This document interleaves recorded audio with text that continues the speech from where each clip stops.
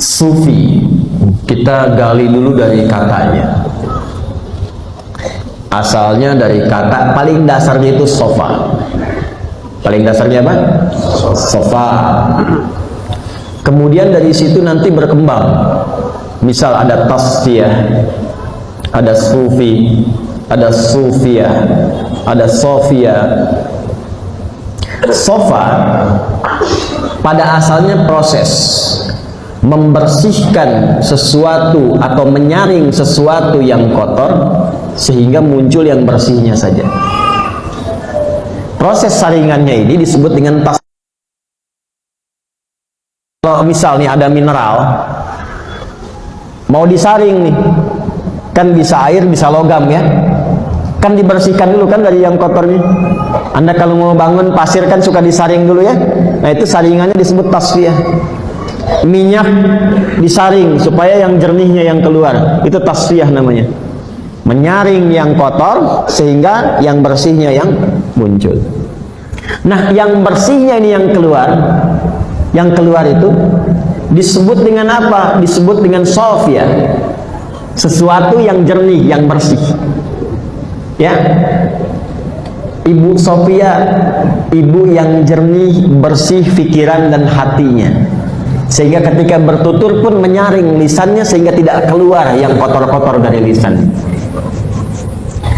Karakter orang yang telah mendapatkan itu, orangnya disebut dengan sufi namanya. Di sufi itu pada asal mulanya adalah orang yang mampu mengatur dan menyaring dirinya sehingga yang keluar dari seluruh anggota tubuhnya itu selalu yang baik-baik dan mulia. Kalau bicara yang baik, kalau menatap yang baik, kalau berjalan yang baik, merespon apapun selalu baik keluarnya. Itulah sufi. Kembali kepada sufi. Nah, sufi ini pada mulanya adalah makna asalnya orang-orang yang mampu menyaring keadaan jiwanya, menyaring keadaan jiwa. Prosesnya disebut dengan tazkiyah. Zakka yuzakki. Jiwa bahasa Qur'annya disebut dengan nafas. Dari mana ditemukan ini? Dari Quran surah ke-91. Di ayat 7 sampai 10 tadi, wa nafsin wa ma sawwaha fa'alhamaha fujuraha wa taqwaha qad aflaha man zakkaha. Ditasrif di sorof zakka yuzakki tazkiyatan. Tazkiyah itu sifatnya disatukan dengan nafas, maka menyatu menjadi tazkiyatun nafas. Di tazkiyatun nafas itu proses tazkiyah. Proses tazkiyah itu sama dengan proses tasfiyah, menyaring yang kotor di jiwa sehingga bisa dikendalikan yang muncul yang baiknya saja. Bagaimana cara melakukan itu? Itu sudah ada dari salah satu misi Nabi. Di Nabi Muhammad itu ketika ditugaskan oleh Allah, salah satu misi terbesarnya itu membimbing umatnya supaya bisa tazkiyatun nafas. Ya, itu ada di Quran surah kedua Al-Baqarah ayat 151.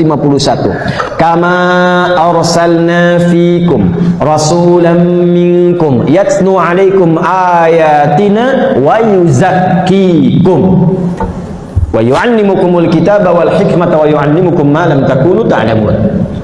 Kata Allah, dengan keagunganku telah diutus seorang rasul dari kalangan kalian.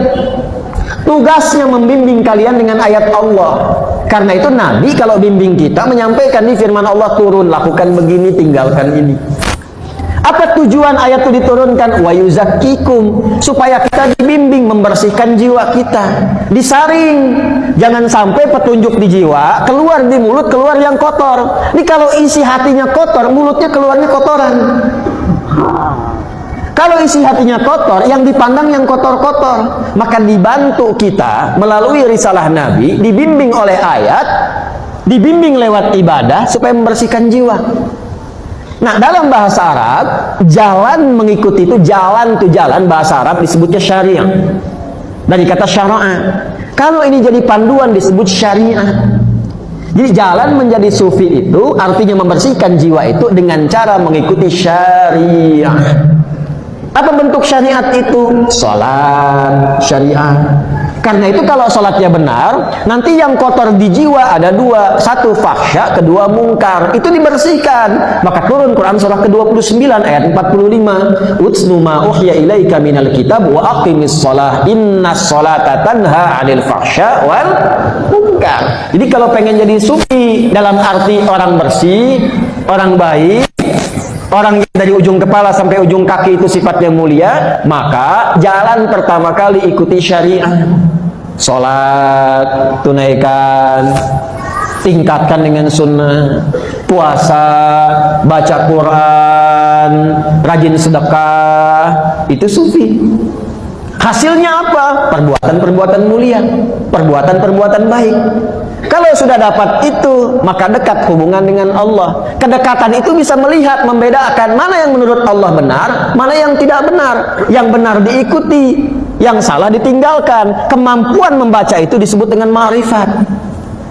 Ma'rifat itu kenal, tahu. Ma'rifatullah, kenal Allah. Bagaimana kenal Allah? Lewat hukumnya, lewat syariatnya. Nah, ini yang menjadikan sufi itu pembatasannya kalau dikumpulkan karakteristiknya menjadi tasawuf. Di tasawuf itu satu disiplin ilmu, nasab sanadnya ada, cuman jalurnya lewat syariat. Yang jadi persoalan kadang-kadang ada orang ingin meraih itu dengan menyalahi tuntunan syariat. Yang keluar dari syariat ini yang disoal. Jelas? Jadi kalau tujuan sufi itu bukan untuk melihat yang macam-macam. Saya ingin menjadi sufi karena saya ingin melewati sungai dengan jalan kaki. Ya nggak harus jadi sufi, jalan aja di sungai. Kalau sungainya dangkal, ya. Saya ingin menjadi sufi karena saya ingin bisa berjalan di lautan misalnya. Saya ingin jadi sufi karena ingin membaca pikiran orang. Bukan itu capaian tertingginya. Capaian tertingginya itu akhlak. Nanti Allah berikan kemuliaan. Biasanya kemuliaannya tampak setelah dia meninggal itu. Itu yang disebut dengan karamah. Jadi untuk Nabi itu mukjizat, untuk orang-orang mulia itu karamah. Karamah itu nampak nanti keutamanya setelah orangnya wafat. Karena itu orang-orang yang punya karamah biasanya nggak menjual karamahnya dan tidak buka praktek. Nah, karena itu kalau ada orang-orang yang kelihatannya misalnya seperti benar, ya taruhlah bisa melihat nih Anda kelihatan isi pikiran begini-begini, tapi ketika Anda bergaul ternyata tidak sholat, ya pakaiannya kayak bagus, jubah, pakai sorban, Allahu Akbar, Allahu Akbar, loh kok masih ngopi? Anda nanya, Pak Yai, kok nggak sholat? Dia masih latihan. Yai itu fisiknya minum kopi, rohnya sedang sholat. Itu stres itu. Mbah Yai Hashim itu ngarang kitab Risalah Ahlussunnah wal Jamaah, menyebut yang seperti itu orang tersesat, jangan diikutin. Orang tersesat, ya jangan diikutin kalau yang seperti itu. Karena sufi itu syariat. Otomatis kalau syariatnya benar diikutin jadi pada sufi semua tuh. Tuh sufi, sufi. Ya, itu sufi dalam konteks yang benar. Ya, nah jalan untuk menuju itu disebut apa? Syariat. Kalau diperpendek disebut dengan tariq atau tariqah dari bahasa Arab. Makanya muncul tariqah, tariqah, tariqah, tariqah. Tapi kalau ingin tahu itu, maka masuk ke dalam jalur nasabnya dengan benar, dipelajari dengan benar, dengan baik. Tapi jalan pertamanya adalah apa? Syariat. Jelas sampai sini? Baik. Jadi persoalan sering muncul itu karena kontroversinya seringkali ada aliran atau praktek orang-orang tertentu yang prakteknya menyalahi syariat. Yang seperti itu nggak usah pusing-pusing. Ya, dan jangan menjadikan diri kita tersandera dengan maksiat. Nggak usah sibuk mencela. Gak usah sibuk menjelek-jelekan, tinggalkan aja. Nanti ditinggalkan juga sepi sendiri. Jelas ya?